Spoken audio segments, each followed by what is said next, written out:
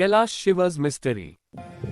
One thing is clear, here, this we are 100% sure, is there's a tremendous amount of activity in the lake. And this activity is… the nature of the activity is such that it has nothing to do with anything that we know as life on this planet. It's something totally different. It's life, but not the way we know it.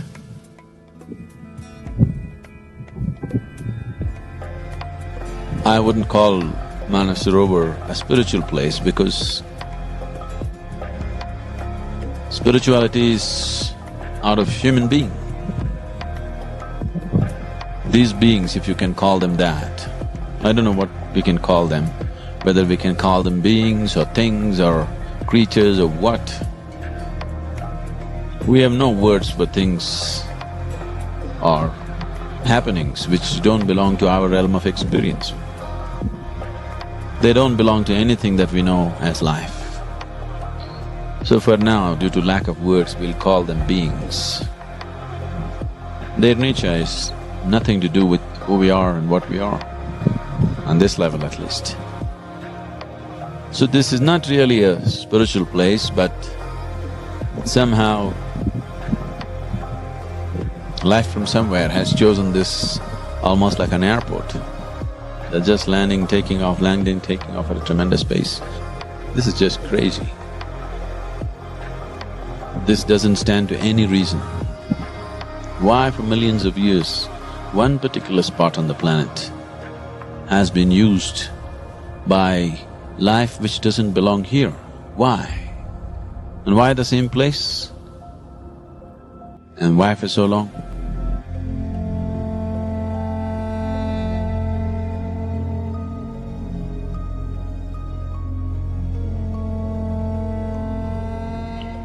Why Kailash has always been considered as the abode of many great beings is because many great beings chose to deposit their work, preserve their work in Kailash. Starting from Shiva himself, and the first of the Tirthankars,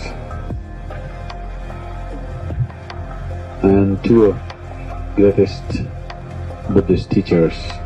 All these people chose Kailash Parvat as a place to preserve their work. When I say preserving work, for most mystics on this planet, till now, in all these thousands of years, if they get to share 1 or 2% of their work with people around them, they're very fortunate. Most of them don't even get to do that. So they always chose to deposit in some space which is not too frequented by human beings. At the same time, it's accessible for those who wish to go. But Kailash is such a place. It is not totally inaccessible, but it's hard enough to discourage a lot of people. There are many places like that. But in terms of the volume and the variety that's been deposited in Kailash, it is the place. So this is why it is known as the abode of Shiva, not because if you dig in the rock somewhere you will find him, because everything that he knew has been deposited there in a certain energy form. So all that is valuable for us in his life, from his life, is here. So in that sense, he's alive here. He's still living here because in an energy form he's alive. Many beings are alive there. But you should not go about imagining, because the first thing that happens to people who go to Kailash and Manasarovar and come is they looked up in the sky, you see that? Shiva and Parvati. Don't miss the bull. So Manasarovar is significant because It is culturally significant because whenever Shiva is a bit of a vagabond householder, he goes away. So his wife, Parvati, instead of staying in Kailash, she comes down here because that's all iced up. She comes down here, at least there's cold water. So she lives here largely. I wanted to imagine, you're the just only woman sitting on the banks of Manasarovar Lake, nothing here. She wants to have a baby. She's unable to have a baby because Shiva's seed is not human. So, it's clear that she cannot have a baby with him. But when she's alone, when she's with him, she's fine. When he's gone for long periods, her maternal instincts took over, she wants to have a baby. So one day, she smeared herself with sandal paste head to toe, waited for a period of time, then slowly peeled off all the sandal paste. When you do this, a certain amount of your skin or your cells will come away. Making use of this, using her tantric power, she made the shape of a baby and breathed life into it.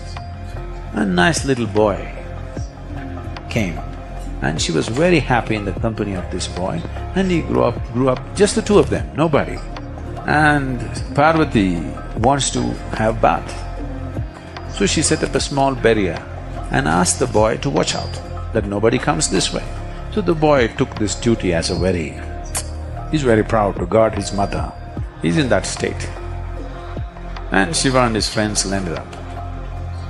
So he wants to see his wife, he's coming that way. And the boy stopped him and questioned him, "Who are you?" Shiva thought, "Oh, you are asking me, who are you?"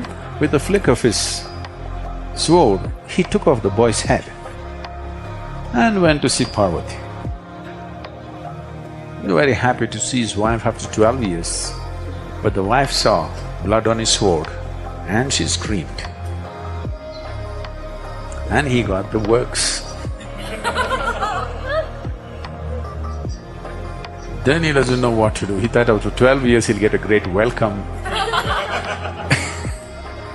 Here she is freaking on him. She said, "You have to bring him back to life." So he looked around and the leader of the Ghana, he asked him, "What?" He said, "Okay." So he lopped off his head and put it on the boy's head. First head transplant.